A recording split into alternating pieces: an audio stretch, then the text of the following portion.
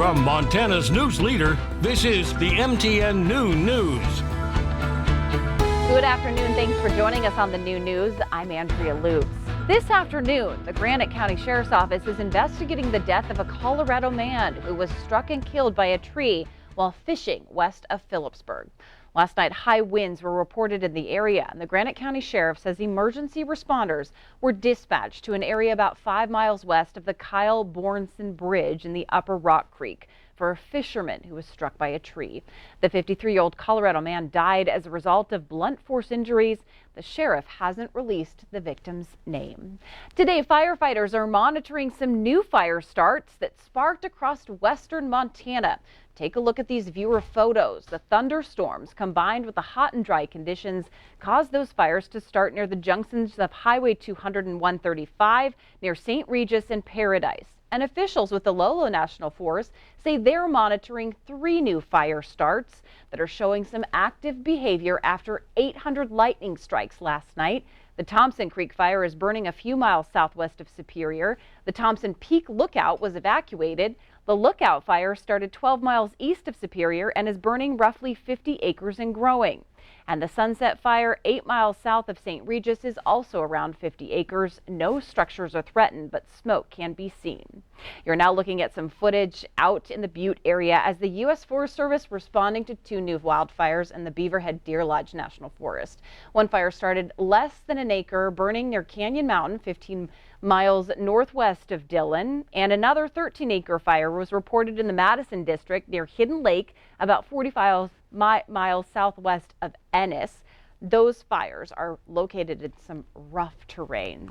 So we are checking in now with our Miller Robson, as you are probably tracking kind of the remnants from some of those storms that came through last night and did some damage. Yeah, we lost briefly power here at the station. We had trees down around the area. Central and eastern parts of Montana got roughed up pretty good. And we still have a chance to see some severe weather. Eastern and northeastern portions of the state. We'll tell you about that here in a second. Temperatures out there right now, mainly in the 70s and 80s. What you don't see there is we do have storms in northern Daniels County and the northeast corner of the state, and a few isolated showers in Prairie County off to the east. Now, latest drought monitor came out and we could use the rainfall. Now all of Montana and northern Wyoming in some stage of drought. Either your area has remained unchanged or it's gotten worse. So do we have any more rain relief in sight? Boy, we could really use it. I'll let you know with the main forecast coming up. We sure could. All right, Miller, thanks so much. We'll check in with you in a little bit. This afternoon, authorities are still looking for a grizzly bear that killed a woman near Ovando. FWP bear specialists and wardens are searching the area by air and ground to try and locate the animal. Helicopters with thermal imaging are also being used to try and find the bear. And there's new information on the attack. A group of campers were sleeping when the bear pulled a 65-year-old woman from her tent. The 2 witnesses sprayed the bear with some bear spray, but it hasn't returned, obviously, since then. The group was a group of traveling cyclists, and the victim was from California. The search for a missing hiker, Tatum Morrell, near Red Lodge continues today.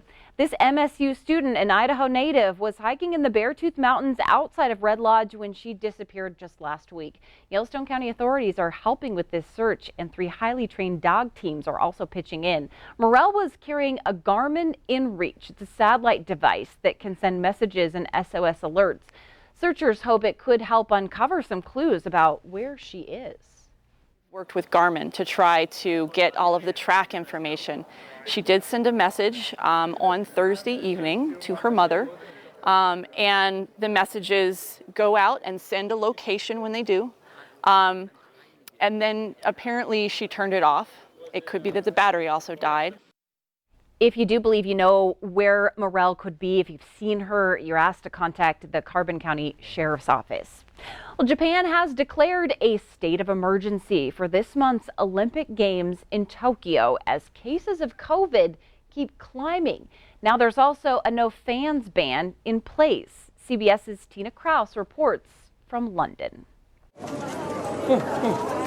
Olympic athletes from around the world are converging on Tokyo, and the Delta variant is outrunning organizers' plans to keep the games on track.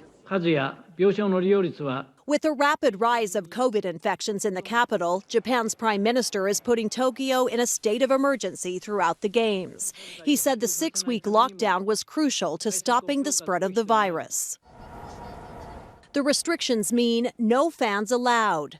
Sports psychologists say that could hurt the athletes. For most top performers, it will feel strange, and it may actually make them a bit concerned that they may not deliver their best performances.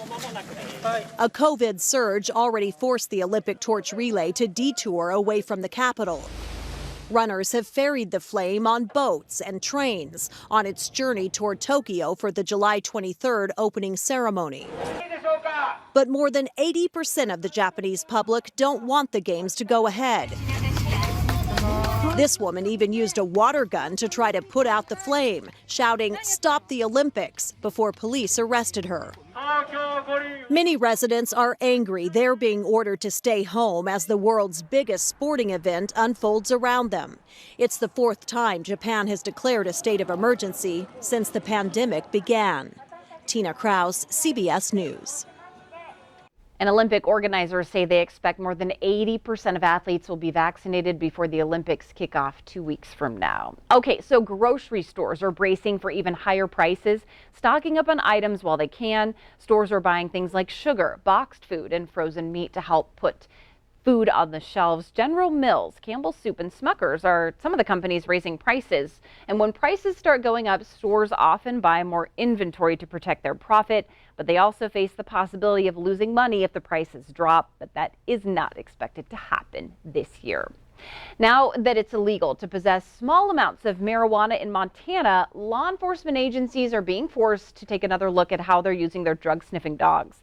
Leaders with the Montana High Patrol say they don't plan to retrain any of their canines. 9 of them is how many they have. Instead, they'll replace each one as it comes to the end of its law enforcement career, which is typically about 7 years. MHP does not plan to keep some of those dogs that are trained for marijuana, or I should say they do, so they can detect large amounts, which is still prohibited.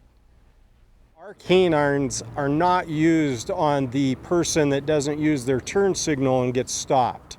It isn't just a random thought to utilize a canine sniff. These are cases that there are several indicators that this person is transporting a large quantity of illegal drugs. During this year's legislative session, state lawmakers approved $300,000 to help law enforcement agencies replace or retrain their canines to adjust to the changes in marijuana laws. All right, we have more ahead on today's new news, including taking you to Yellowstone National Park, where we take a ride in some of these historic buses. We'll give you the breakdown on what is making them still going. But Miller's back in with a look at your statewide weather forecast next.